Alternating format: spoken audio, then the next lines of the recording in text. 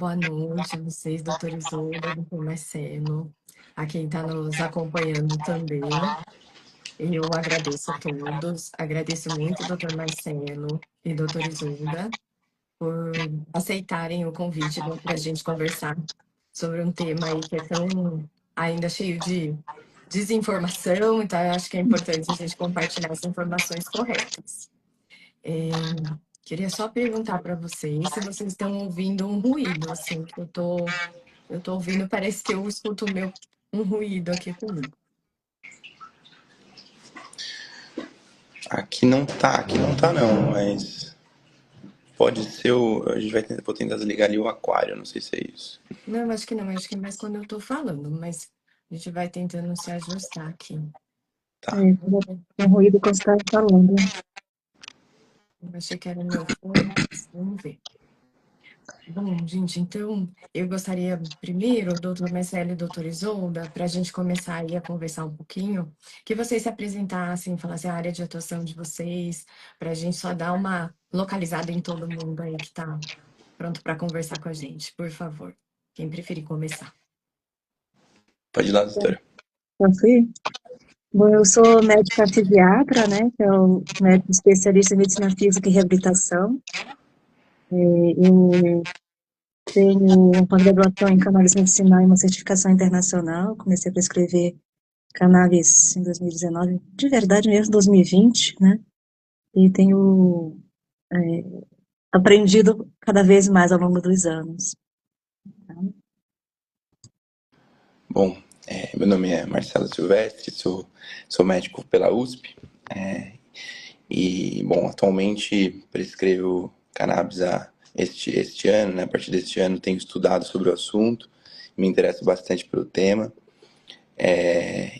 Bom, ano que vem começarei a residência de neurologia, já com a vaga reservada aqui no HC mesmo.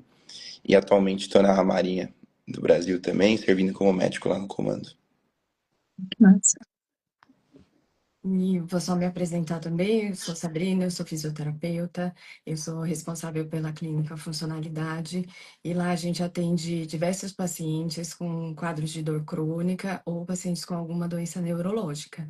Então, eu acompanho o dia a dia dos pacientes que a gente tem dúvidas sobre a indicação da cannabis, que a gente também tem alguns pacientes que já utilizam, mas a gente trouxe, na verdade, esse tema por ser repleto de dúvidas mesmo, seja da parte dos profissionais quanto dos pacientes.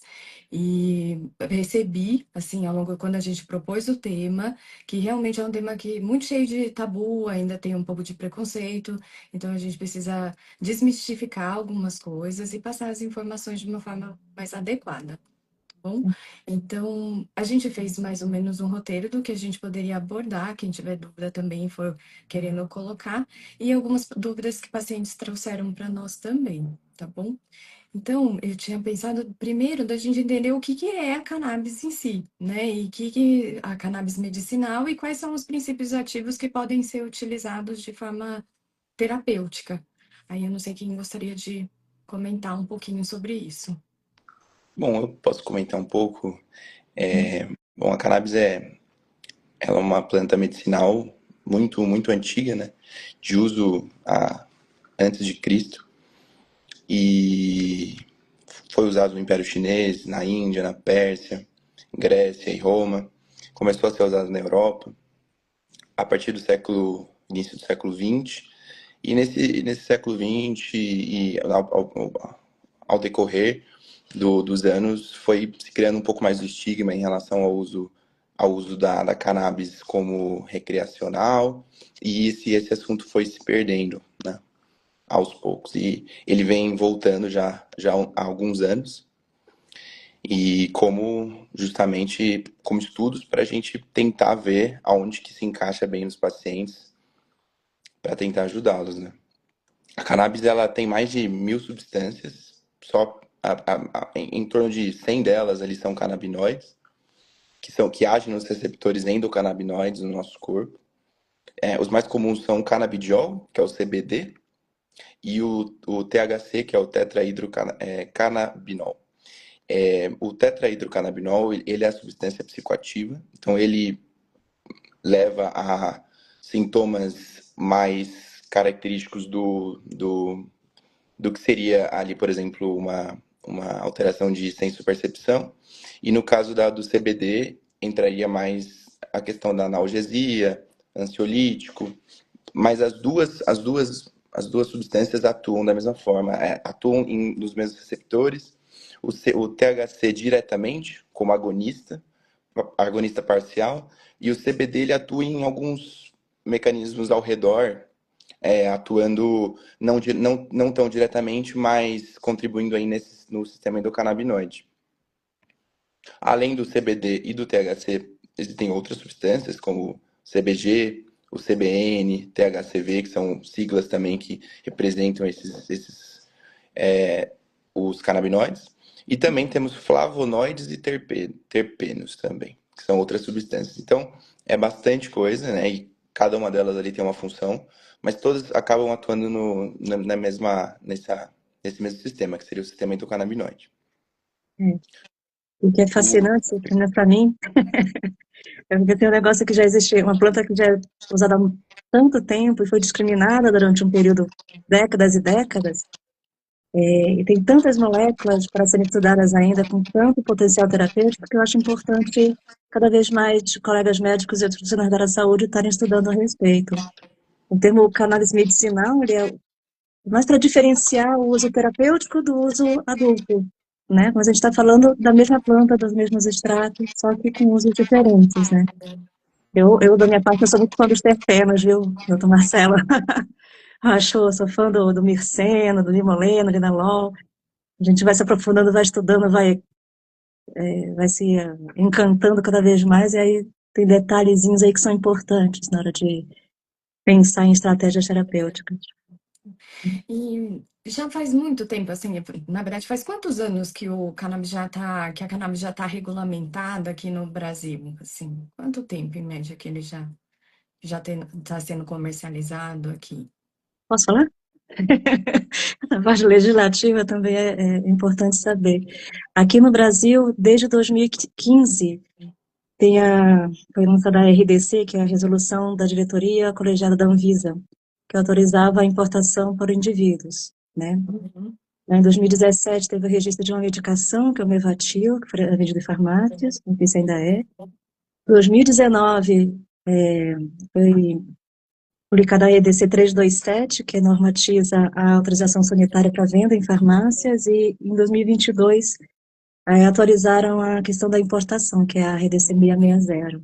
É uma uhum. sopa de letrinhas com muitos números, mas para dizer que a regulamentação Já vem. caminhou de 2015 para cá, né? Uhum, Antes desse período de 2015, tinham pessoas que importavam, tinham pessoas que faziam, eu acho um termo interessante do direito, que é desobediência civil, que uhum, traziam de fora com risco de sofrer sanções legais, né? Tem até um filme que fala sobre um caso icônico no Brasil, que é o Ilegal. Não sei se vocês já assistiram, tinha no Netflix e tem no YouTube, que é sobre a Catiele e a filha dela, a Annie Fischer, uhum, que foi foi lançado em 2014. Então foi antes dessa primeira RDC que eu falei aqui. uhum. É um filme bem bacana de assistir. Fica a dica. Ah, bacana. E, doutora Isolda, assim, eu também, assim, eu conheço por parte dos pacientes, né, são eles que às vezes trazem isso, de que foi prescrito a medicação, mas eu lembro muito dessa questão de pacientes que vinham utilizando, porque conseguiam adquirir por fora, pais que tinham crianças com casos de convulsão refratária à medicação e que viam resultados, e que isso foi fortalecendo esse movimento de tentar, regulamentar essa medicação aqui. E aí, com isso, foram trazendo os recursos e essa parte legal também, para que a gente conseguisse promover, né, para os pacientes daqui também o uso desse medicamento. É, e aí eu queria saber, assim, a gente conhece muito em relação ao uso para dores crônicas, para crises convulsivas, mas quais seriam, assim, as principais indicações? Se é possível colocar num bolo só, assim, mas para quem que geralmente é mais indicado esse tipo de medicamento? E também uma outra dúvida, desculpa, só complementando. É um composto que é feito de vários princípios ativos? Porque a gente ouve muito falar, eu estou tomando CBD. Eu comecei a tomar o CBD, mas eu não sei se aí é necessário fazer essa combinação de vários princípios ativos ou se é uma medicação com um princípio só. É, como eu havia falado, os princípios CBD e o THC, eles são semelhantes no mecanismo Uhum. de ação. Eles têm, eles têm ações corporais, né, modificações corporais semelhantes, mas também tem modificações diferentes. Então, isso acaba levando, eventualmente, uma condição ou outra a ter uma indicação um pouco mais forte para um CBD, um pouco mais forte para um THC. Uhum. Mas isso, né, como todo o escopo das evidências científicas, a gente está cada vez mais descobrindo, né, o que realmente afeta, qual é realmente o princípio ativo que melhor ajuda para aquele paciente naquela doença. Mas o CBD, ele teria, assim, essa ação um pouco mais leve, um pouco mais inicial, e o THC, geralmente, um princípio um pouco mais forte, com alguns efeitos colaterais a mais do que o CBD. No caso das principais indicações, doutora Isolda, por favor, me complemente. A gente tem principal o suporte científico mais forte que a gente tem até hoje são as epilepsias refratárias, que são a de Dravet, a Lennox-Gastaut e a esclerose tuberosa, principalmente. São epilepsias que começam na infância e geram muita dor e muito trauma para os pacientes e para os familiares. Essas epilepsias, elas têm melhorado em relação à frequência das convulsões, com o CBD principalmente. Então, diminuição de frequência de convulsões e também melhora de qualidade de vida. E só o White Book, que é uma das referências que a gente usa também para prescrição e para consultas, ele coloca como terceira linha também para epilepsia mioclônica severa da infância. Uhum. Legal. Se eu pensasse em termos de indicação, se a gente for pensar no sistema endocannabinoide e na ação que ele tem no nosso corpo, ele teria múltiplas indicações, porque ele tem ação no sistema nervoso central, gastrointestinal, tegumentar, respiratório, cardiovascular e por aí vai. Mas a gente se baseia nas repercussões e evidências e estudos. O que tem mais vezes é a epilepsia, tem bastante estudo com literatura robusta já em dor crônica, somente em dor neuropática, tem em ansiedade, tem vão sair os estudos legais no que vem em demência, principalmente Alzheimer, esclerose múltipla, principalmente espasticidade, esclerose múltipla, Parkinson, transtorno do Náuseas e estresse vômitos também. pós-traumático, náuseas e vômitos, transtorno do estresse pós-traumático. Então, tem uma ampla variedade aí de indicações, mas o que tem mais robustez mesmo são as epilepsias e dores crônicas. Tem um estudo que saiu em 2024, é o mapa de evidências. E tem um mapa de evidências sobre a efetividade de cannabis medicinal. Eu tenho impresso aqui, mas tem online, tá, gente? E Uhum. aí foi tudo que foi parceria da Gabicim, OPAS, Bireme e Iquem, que pegou uma série de estudos de estudos e analisaram qual a qualidade, efetividade, vários desfechos, e nele tem as indicações principais, baseadas em estudos, né? Tá. E um dos participantes aqui, o Eduardo, perguntou sobre as indicações para Parkinson, porque isso na clínica também a gente já teve alguns pacientes que utilizavam quadros assim que estavam evoluindo com muita rigidez e aí que foi indicado e que trouxeram melhoras também. Quais seriam assim, as evidências, se tem já bastante coisa falando sobre Parkinson? No Parkinson, o que eu já li a respeito, os estudos que tem, mostram resultados interessantes nos sintomas não motores, né, que são os comportamentais, os sintomas gastrointestinais, na insônia, cognição nem tanto assim, mas tem ajudado bastante. E nos sintomas Uhum. motores, na questão da rigidez, mais rigidez do que nos tremores, né. Ainda precisa de mais estudos, mas assim, acho que os que tem aí estão apontando para uma direção benéfica, né, com mais benefícios. Não que vá ser monoterapia, provavelmente vai ser um tratamento que vai ir junto com os que já são utilizados atualmente, né, como os dopaminérgicos. Entendi. Quer complementar, Marcelo, já que é Sua Não, futura área aí é eu neurologia? diria exatamente a mesma, iria nesse sentido também. Eu também, né, as minhas pesquisas indicam a mesma coisa também, pelo que eu consegui checar na literatura, a gente teria mais a indicação, por enquanto, dos não motores. Aliás, não a indicação, né, mas as evidências de estudos É, Uhum, observacionais, de estudos clínicos controlados e randomizados menores e série de casos. São algumas evidências que não são nível A, mas já está caminhando para isso. E os sintomas motores, como a doutora falou, ainda precisa de um pouquinho mais. eu tenho aqui para mim que é mais porque a introdução dos canabinoides no Parkinson tem se dado mais em fases mais tardias, né? Então, uhum. talvez fizesse algum estudo no Parkinson antes de começar os sintomas motores, né? Mas aí Sim. precisa ter fazer o diagnóstico precoce, e isso é bem bom, complexo no sistema de saúde como um todo, né? Tá. Só mantendo ainda uma questão do Parkinson em si, falando disso, de que às vezes só é prescrito quando o caso já está um pouquinho mais grave, essa é uma percepção que às vezes a gente tem, sabe? Que é indicado esse tipo de medicamento, mas quando já se testaram outros medicamentos alopáticos, e aí queria saber também sobre isso, assim, sempre tem que estar associado com a medicação que ele já usa, e aí vai acrescentar o uso do CBD ou troca a medicação? Como que funciona isso? Eu sei que aí é muito particular, mas tem como dar um exemplo aí, pegando o gancho do Parkinson, porque a gente estava mais ou menos aí nessa doença. É, vocês têm essa experiência de que às vezes tem que os pacientes passam por várias tentativas aí depois que vão chegar no uso da cannabis? Quer falar, Marcelo, primeiro? Eu queria só né, nesses, nos RDCs que a doutora falou, é, e também em um consenso do Conselho Federal de Medicina, eles insistem muito no ponto de que o cannabis medicinal ele ainda não é a primeira linha, né, dos Uhum. tratamentos. Então, tudo provavelmente que atualmente as pessoas escutam é refratário, é resistente, Uhum, então atualmente o cannabis ele entra nesse momento do após as tentativas tradicionais. Isso é o que está atualmente nos guidelines, isso é o que está atualmente nas evidências. Eventualmente pode se tornar a primeira linha? Pode, né? A literatura muda o tempo todo, a medicina muda o tempo todo. Mas atualmente a gente ainda tem os tratamentos tradicionais para as doenças e eles precisam ser respeitados, né, de acordo com a progressão ali da doença. E o cannabis ele pode ser um adjuvante que pode realmente resolver a vida de um paciente ali se iniciado de primeira linha, mas também pode Uhum. causar não tantos benefícios e malefícios se começado em algum outro paciente. Então, varia muito de paciente para paciente.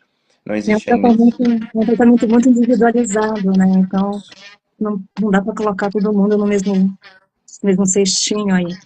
E outra coisa também, eu acho que também essa questão de introduzir depois é porque também carecem de médicos que prescrevam, que estudem e que prescrevam. uhum. Né? Sim. Talvez também esse seja um dos pontos, né? Porque talvez a gente tenha uma janela de oportunidade aí para melhorar a qualidade de vida, a autonomia das pessoas, né? Dentro do Parkinson, que a gente começou a falar do Parkinson, e E, poderia ser prescrito antes, entendeu? quando a gente tem um tratamento para uma doença, fazer um estudo em que você prescinde de utilizar esse medicamento para essa doença esbarra com conceitos éticos não, no caso, você tem que dar ao paciente o melhor tratamento que ele é disponível. E se esse Sim. melhor tratamento ele já é descoberto como X, ele precisa ser dado. Então, geralmente, esses estudos, eles vêm com o adicional, eles vêm com o tratamento tradicional adicionado do cannabis, por exemplo.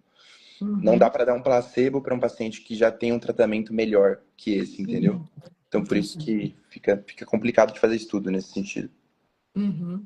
E aí complica para conseguir gerar mais evidência e mais consistência aí na indicação, né?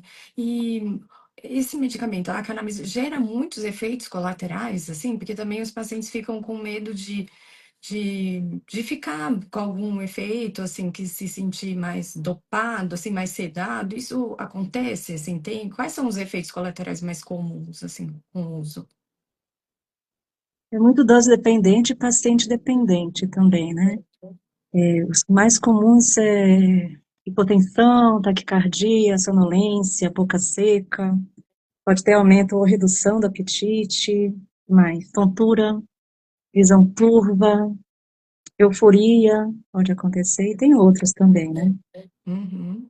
Mas isso depende de dose, depende da estratégia terapêutica, depende do tipo de produto, mais rico em CBD, mais rico em THC, é proporção 1 para 1, varia, tá? E Uhum. por isso que tem que ser feito com acompanhamento médico, né, e com uma estratégia terapêutica que vá gradualmente titulando a dose até encontrar a dose ideal para os pacientes, para a gente poder monitorar esses possíveis efeitos, né? Uhum.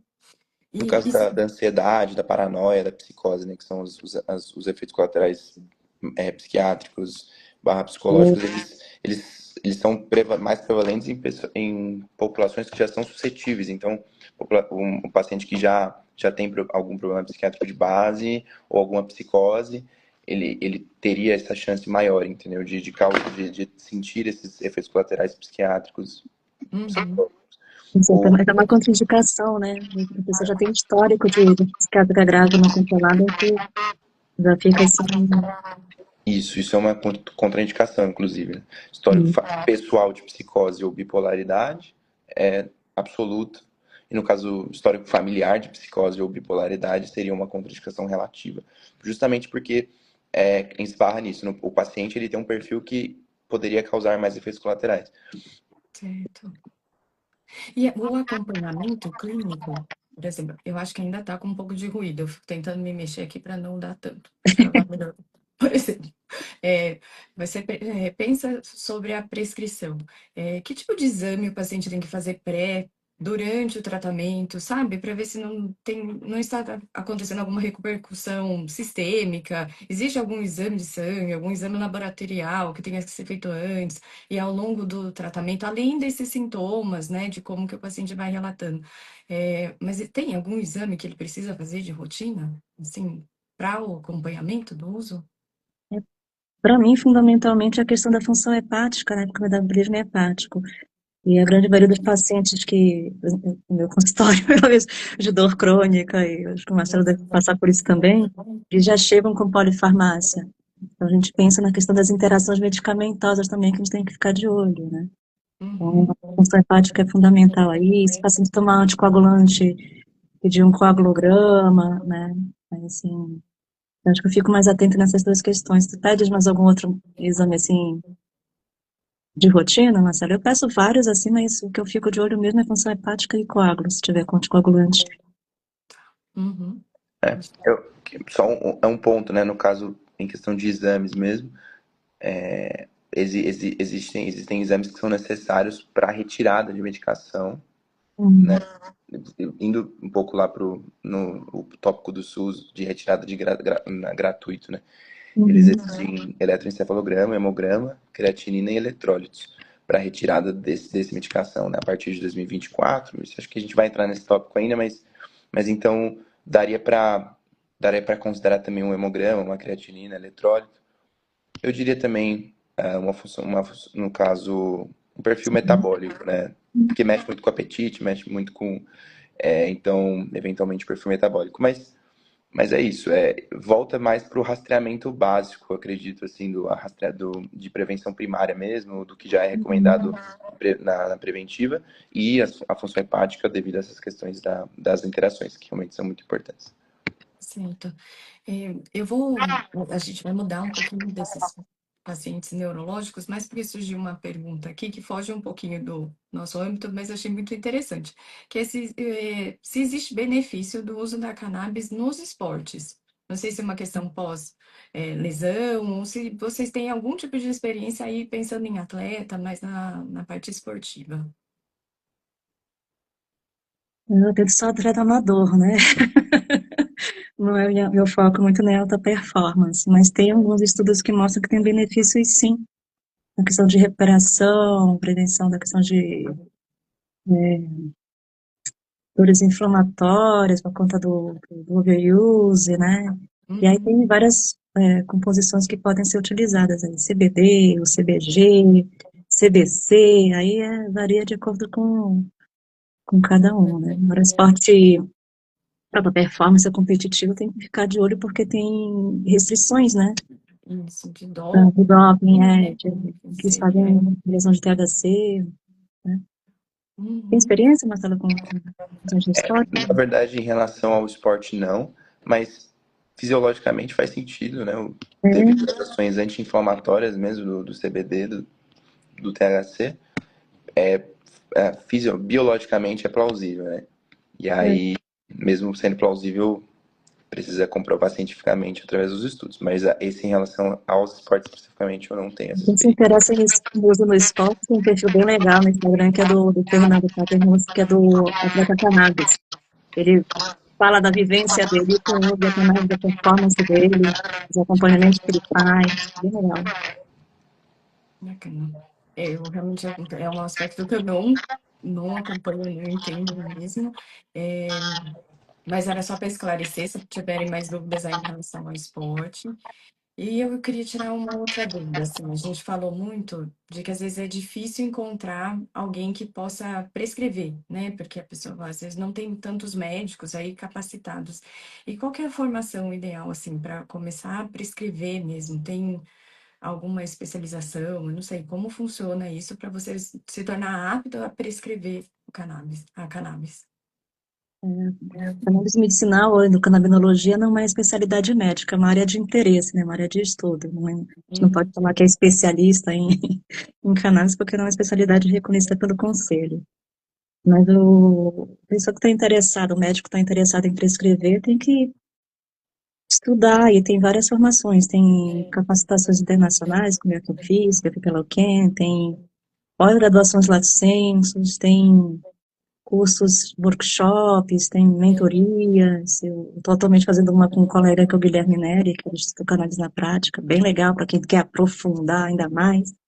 uhum, É, mas basicamente a pessoa tem que se interessar e estudar. Se faz sentido para a prática clínica do médico, acho que tem que estudar e ver até onde vai, e segmentando. Se não faz sentido, não prescreve, manda pra gente, né, Marcelo? Exatamente. E no caso, não é nenhuma lei, nenhuma resolução obriga. Ficou sem som. ficou mudo.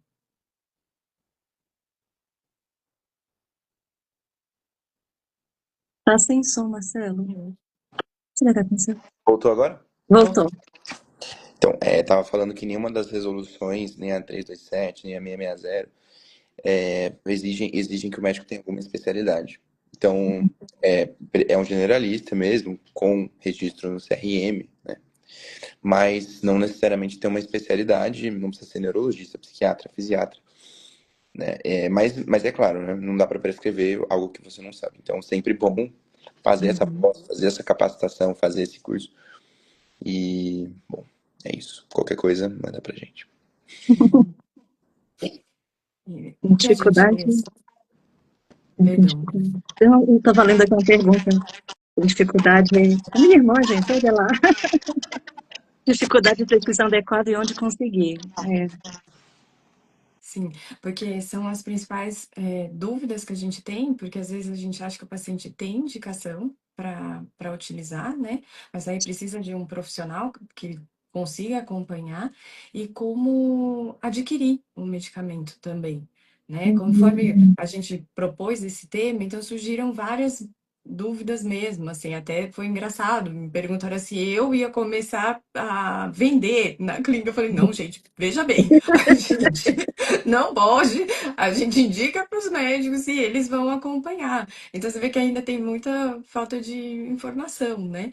E aí eu É. queria que vocês explicassem um pouco isso. Qual é até a forma de aquisição e a forma de administração mesmo? É óleo, é gotinha, é comprimido? Como que funciona isso, desde o processo de prescrição até a conseguir adquirir mesmo o medicamento? É importante as pessoas saberem que juridicamente, legalmente, quem está apto, né, a fazer prescrição de cannabis, produto derivado de cannabis, é médico, odontólogo e médico veterinário, atualmente. Tá? Então, os outros profissionais de saúde não têm essa habilitação legal. Uhum, E tem várias formas de adquirir. Pensando naquelas resoluções que eu falei, daquelas RDCs, a 327, aqui você pode comprar nas farmácias, você tem mais de 30 produtos já autorizados pela Anvisa, 660 são os importados, tem as associações, né? E tem plataformas que facilitam o acesso, conectando o paciente com médicos, né? E Uhum. o Marcelo pode falar um pouquinho mais aí, você está numa plataforma. Eu não conheço a Simples Cannabis, aí você pode falar um pouquinho aí também. Só simplificando em relação a esses caminhos, né? Eu também tenho até um esquema da Weekend, fazendo uma propaganda aí. Mas é bem legal ali que eles dão umas setinhas e mostram direitinho.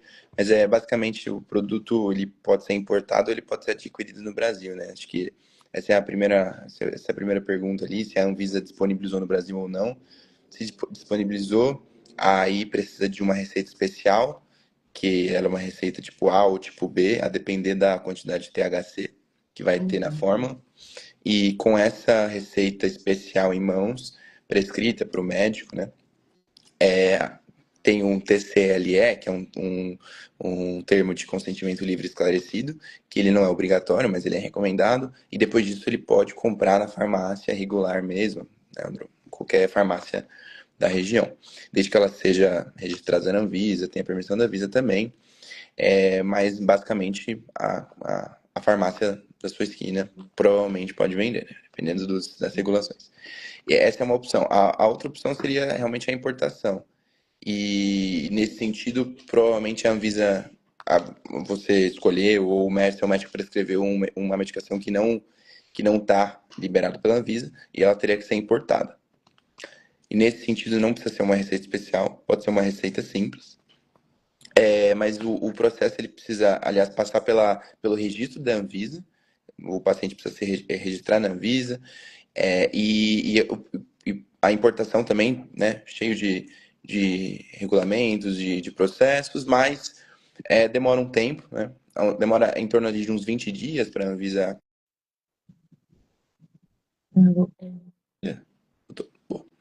E a importação também demora mais um tempo. Então, acaba demorando mais, mas geralmente é um produto que, no caso, pode ser melhor para o caso. E, em determinados casos é mais barato também. Colocar na ponta do lápis, né? Eu faço muito esse cálculo aí de quantos reais, quantos centavos por gota eu É, estou prescrevendo, porque a gente tem que pensar também na prescrevendo medicamento, mas o paciente vai conseguir manter, por quanto tempo vai conseguir manter, porque às vezes a gente tem que ir empurrando a dose e não consegue falar assim, vai demorar 2 meses, 3 meses, menos, porque é muito individual mesmo. Tem gente que fala assim, mas não é que nem, sei lá, dipirona, é 1 grama, né, por causa de cálculo de criança, 1 miligrama gota, aquilo. Uhum. Tem alguns cálculos que a gente pode fazer, mas é muito individualizado, né? O Uhum. Marcelo falou aí sobre as importações, uma coisa importante que a gente precisa olhar quando vai prescrever o medicamento importado é olhar o COA, que é o certificado de análise, para saber se o que tem no pratinho é o que estão divulgando, porque tem uma infinidade de empresas agora sendo liberadas pela Anvisa, a gente tem que ter esse cuidado a mais, né? E tem as associações também, né? Eu prescrevo de algumas associações. é, no caso da Simples Cannabis também, que a Simples Cannabis é uma empresa que contribui, que ajuda o paciente, né? Ajuda o paciente a gente faz esse intermédio para a importação. Então, o paciente, a gente tem os nossos médicos que a gente atende e a gente vê, de acordo com o caso do paciente, se tem a indicação ou não de fazer a prescrição. Tendo a indicação, a gente gera uma prescrição. Esse paciente, com essa prescrição, a gente ajuda ele, instrui ele a fazer todo esse processo. Então, registro na Anvisa, importação, e o produto chega diretamente na casa do paciente. Então, é um processo muito mais fácil, né? Muito mais. Tem custos envolvidos, mas geralmente os custos são menores. Então, acaba sendo um processo mais tranquilo, menos estressante Menos e mais burocrático, né? barato também para o paciente, aqui com a Simples Cannabis, né? Basicamente é isso. Esse é o nosso, esse é o nosso, nossa ajuda para o paciente. Essa que é a nossa função nesse momento atual. É facilitar esse processo de Isso. aquisição mesmo da medicação. Entendi. Teve uma pessoa aqui que comentou que ela soube de pessoas que conseguiram, pelo SUS, de um lugar no Piauí, que também recebe com a devida prescrição. O SUS doa para alguns casos, né, restritos e em alguns locais. Infelizmente, não é algo ainda regulamentado de uma forma geral aqui para o Brasil, né? E são casos bem restritos também, ainda, né? São algumas doenças só.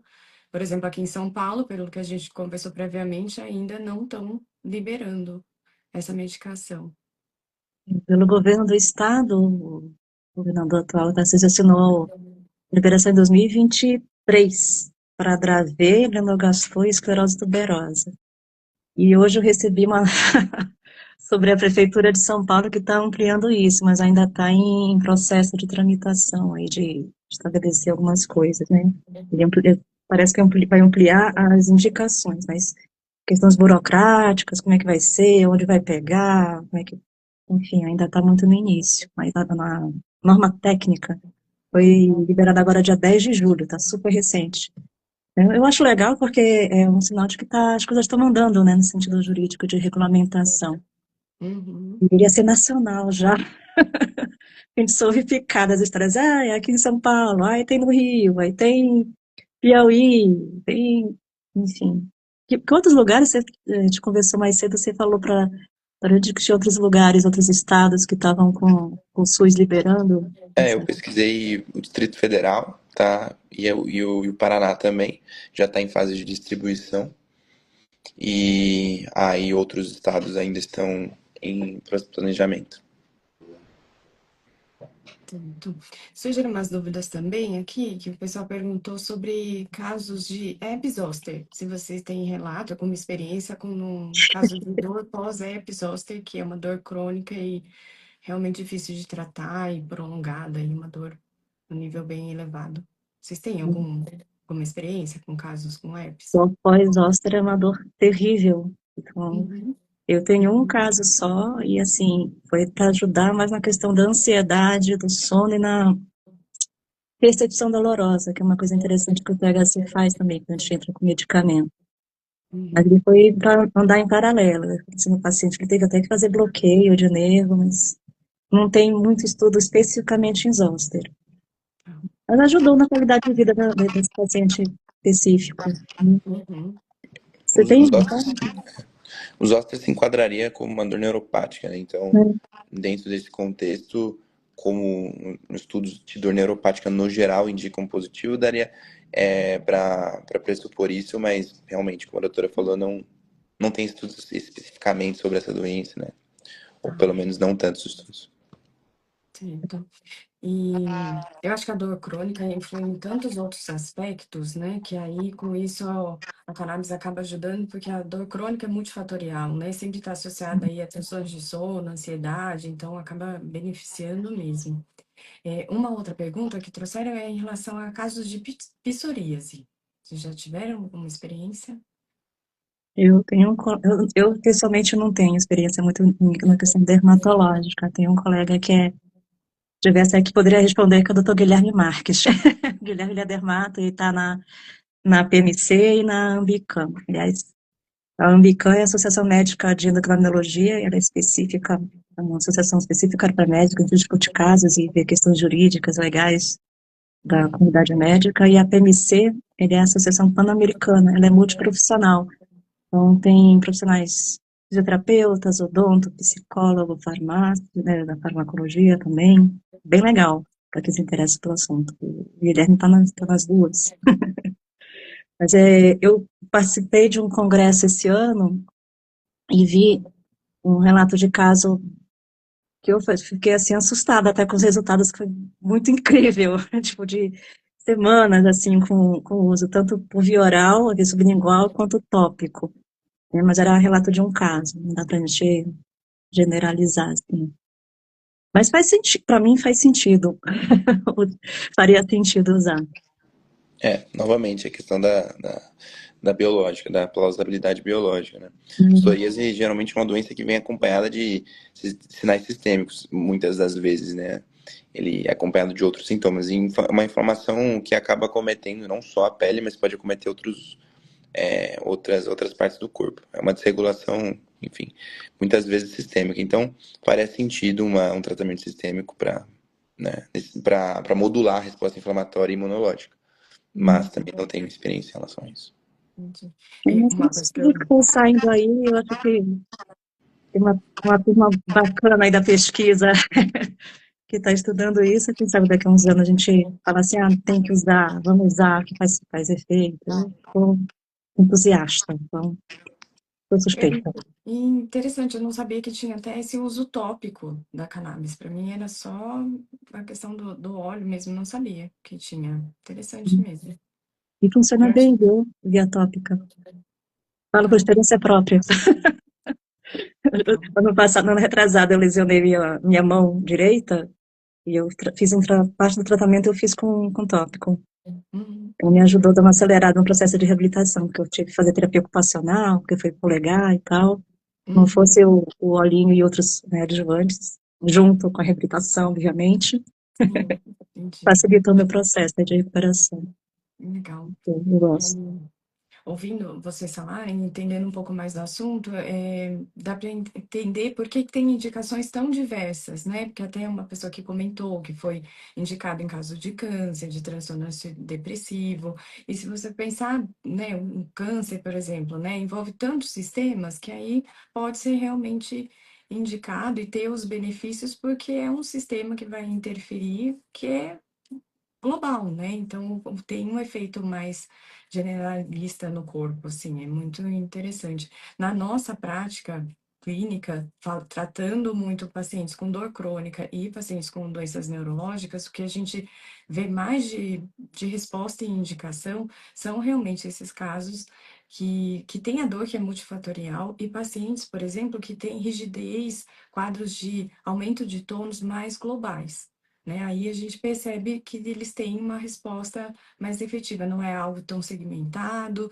e geralmente está conjunto, independente do diagnóstico, seja Parkinson, AVC, lesão medular, você vê que vem associado a outros transtornos, principalmente transtorno do sono, né, rigidez, e aí você vê que vem um conjunto de sintomas que aí tem uma resposta melhor. Isso é impressionante como a gente vê que tem tudo interligado, né? Tem que pensar no indivíduo como um todo, né?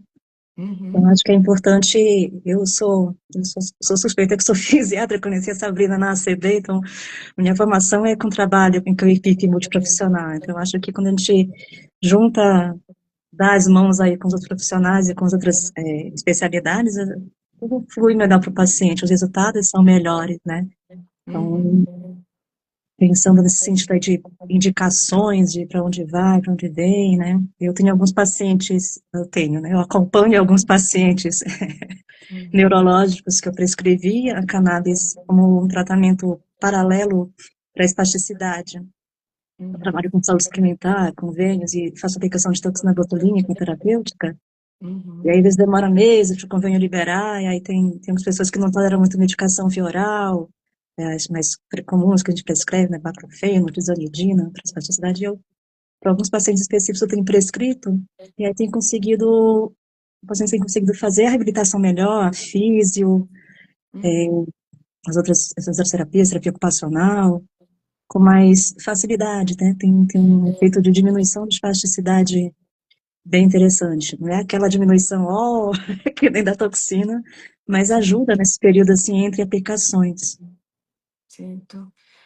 Acho que o doutor Marcelo colocou que ele Perdeu. perdeu o som. Não sei se ele está conseguindo ouvir ou ainda não. Eu acho que ainda não. Não sei o que aconteceu. Agora já sumiu. E se sair e entrar, será que não resolve? Eu acho que é isso. Eu vou tentar convidá-lo aqui de novo. Peraí, só um minutinho. Aqui. Acho que ele vai. Eu acho que ele consegue voltar. Aí, foi. Voltou. Ou Voltou. Consegue ouvir agora? Tudo bem? Uhum. Eu vou só fazer um comentário aqui sobre o que colocaram de rigidez muscular, né? Se seria no corpo inteiro. Algumas. Espasticidade, como eu falei, da espasticidade de pacientes neurológicos, é o aumento do tônus mesmo, é um tipo de grosso. É um pouquinho diferente de rigidez, mas é uma alteração do tônus da musculatura, né? Uhum. E tem alguns pacientes, né, doutora, que acabam cursando com essa rigidez muscular, por exemplo, o paciente com Parkinson, às vezes ele tem essa rigidez, um paciente com AVC aí tem esse aumento de tônus mais de um lado do corpo, né? E aí a gente percebe que associar medicações podem facilitar, e no caso a cannabis ajuda, a minha experiência pessoal é mais com pacientes com Parkinson, que usaram e tiveram benefícios não só, claro que em sintomas não motores, como principalmente transtorno do sono, mas consequentemente veio uma melhora também nesse quadro de rigidez, de bradicinesia, dos movimentos mais lentos, parece que tornou todo o corpo um pouco mais fluido, assim, para realizar os movimentos, sabe? Isso eu observei mesmo na prática. Eu queria só tirar uma dúvida agora com vocês, ainda em respeito de, mudando um pouquinho do tópico, mas falando sobre a aquisição dos medicamentos. Em relação aos medicamentos que existem aqui, nacionais, e medicamentos que precisam ser importados, tem muita diferença, assim, em variedade, em tipo de medicamento, ou já está muito parecido, que a gente consegue comprar por aqui, nas farmácias, do que a gente consegue importar? Ou não? Tem muita diferença ainda. Acho que das farmácias, basicamente, é que eles são, a qualidade são ótima, porque são normatizados pela Anvisa, né? A grande maioria é ou CBD isolado ou CBD full spectrum com até 0,3%. O que é isso? Desculpa que eu comecei a falar as coisas. O extrato integral da planta, está acostumada a falar assim, né? É o extrato integral da planta, que tem todo lá, canabidiol, THC, terpenos, etc., que é o full spectrum, e até 0,3% ou 0,2% de THC, que é uma dose bem baixinha, que serve mais para ajudar o CBD a funcionar. Uhum. E aí não tem ainda formulações com doses mais altas de THC em farmácias ou os espectros amplos que tem todas as moléculas, menos o THC. Então aí eu acho que os importados têm essa vantagem, né? Até de outras moléculas aí, como a gente falou, do THCV, CBC, a sotagliflozina. E tem também algumas formas sintéticas, né? Por exemplo, o Dronabilol, também em estudos, é um dos agonistas ali que atuam, né, atuam basicamente igual um THC.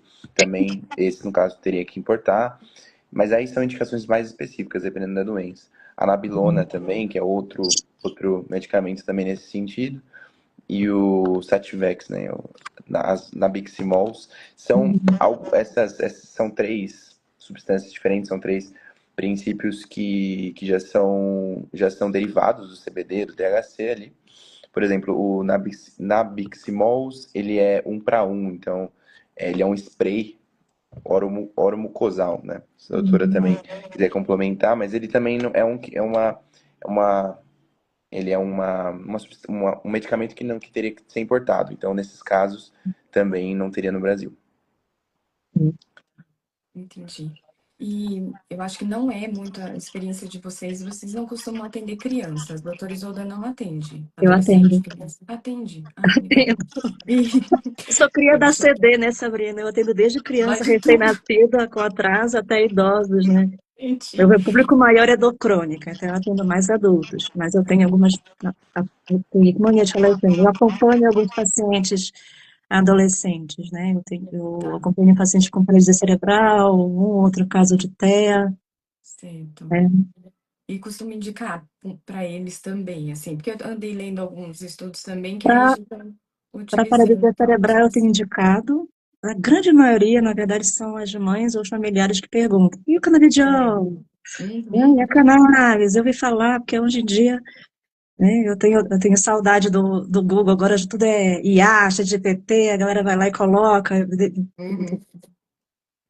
já chegam com essa demanda, né? Aí tem Exato. indicações e indicações, né? Não tem como a gente generalizar também.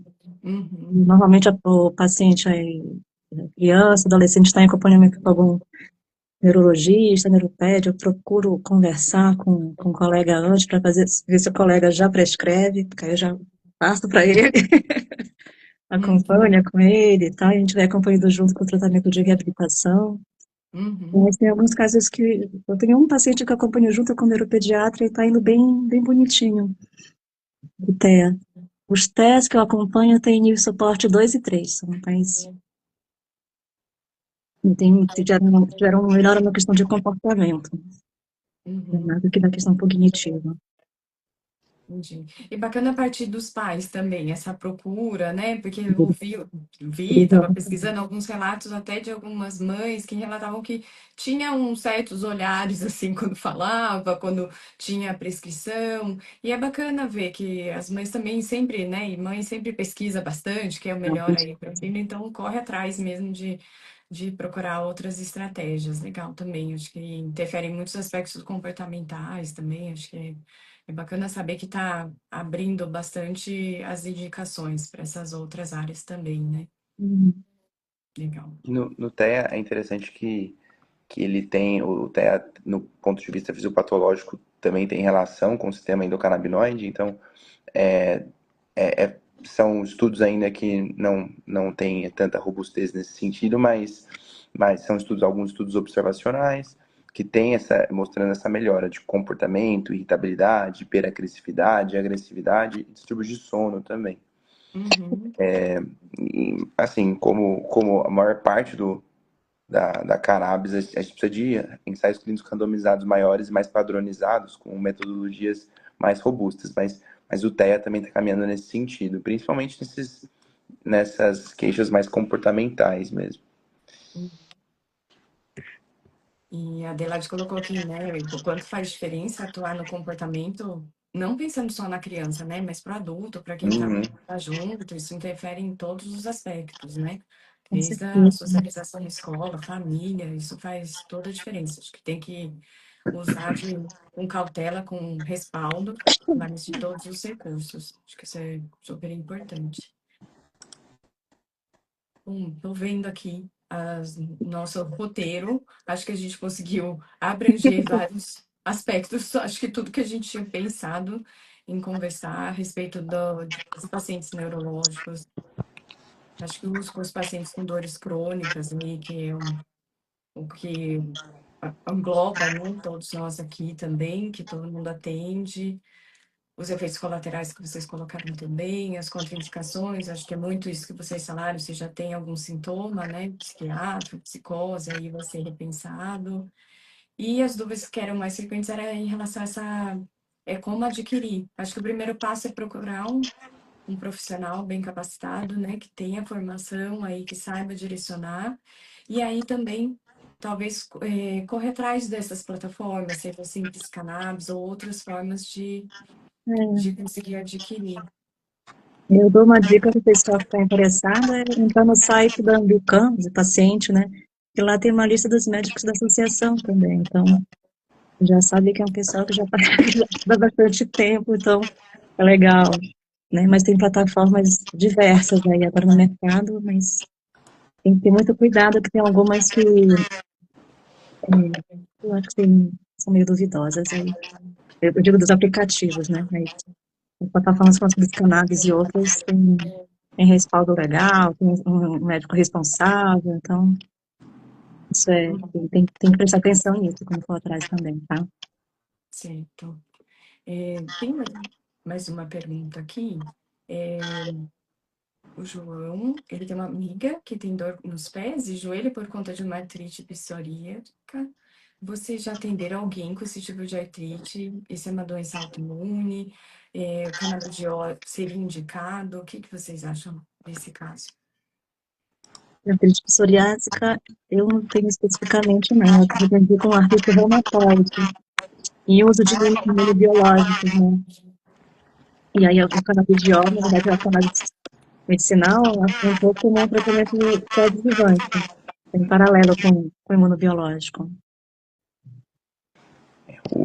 A artrite psoríaca tem componentes, né, imunes também, e no caso, o canabidiol, ele poderia entrar como uma terapia terciária, secundária, dentro do contexto da evolução das outras terapias que já são mais tradicionais, né?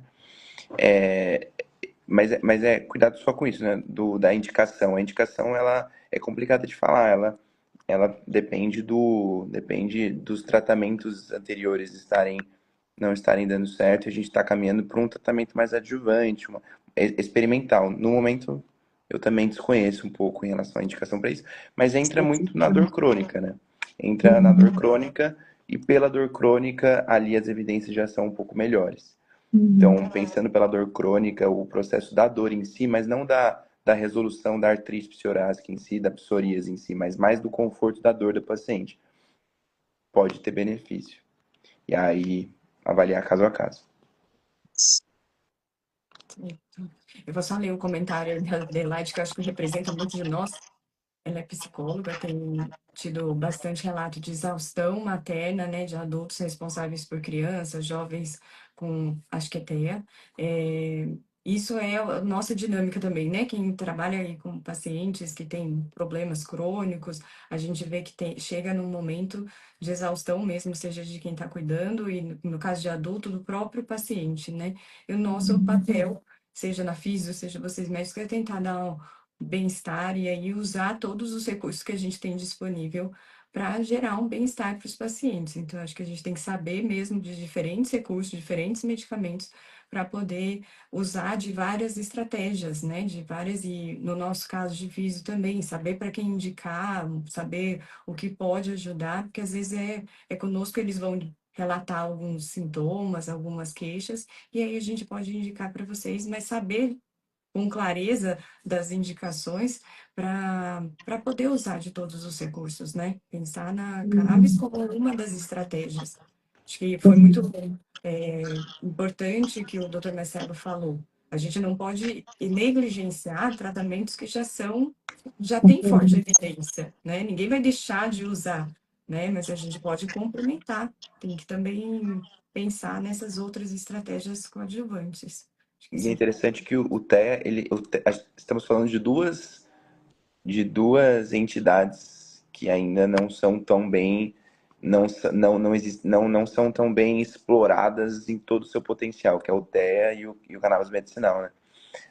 Esses dois são dois universos que são ricos de conhecimento e que dá para ser explorado, aliás, tem risco de potencial para ser conhecido, então, eventualmente, os dois podem até caminhar juntos, mas aí isso, por exemplo, um acaba induzindo em descobrimentos em relação ao outro, né? Mas isso, logicamente, vem com o tempo, né? Então, Verdade. Eu estou esperando ansiosa os próximos trabalhos no assunto. Tem um pessoal de Israel que está fazendo pesquisa de vida real e ainda não publicaram, né? Aguardando as publicações, próximas publicações. Vamos continuar estudando. sai sempre. É, bom, acho que a gente conseguiu abordar muito tudo que a gente tinha pensado. Agradeço demais, Luiz, doutor Isolda, que a gente já tem aí um contato antigo. Mas, doutor Marcelo, muito obrigada mesmo por aceitar, por contribuir aí, trazer essa outra experiência. Gostei demais das pessoas também que interagiram aí, que esclareceram algumas dúvidas. Eu acho que a Minha gente família já está em deixou. peso aí, gente. Agora que eu estou vendo. E aí, eu tenho gente de fora também perguntando se vocês atendem online, que eu acho que isso é importante, porque para quem não está, acho que é possível, né? sim, Dar esse atendo. acompanhamento, acho que é super importante, porque às vezes a gente está meio mal acostumado aqui em São Paulo, que tem tudo relativamente mais fácil, né? Você Verdade. vem de longe. Então, a gente já tinha deixado os contatos de vocês aí pelo Instagram, mas também se alguém quiser entrar em contato com a funcionalidade, a gente repassa contatos, não é problema nenhum, porque acho que é importante repassar contatos aí que a gente confia tanto. E eu agradeço demais mesmo vocês, quem participou aí da live também. Muito Eu que obrigada. agradeço o convite, Agradeço Fabiana. muito, agradeço muito. Fico à disposição aí. Foi um prazer te conhecer, Marcelo. Vamos manter contato. Para esse prazer em conhecê-las. Gostei muito de fazer parte dessa live.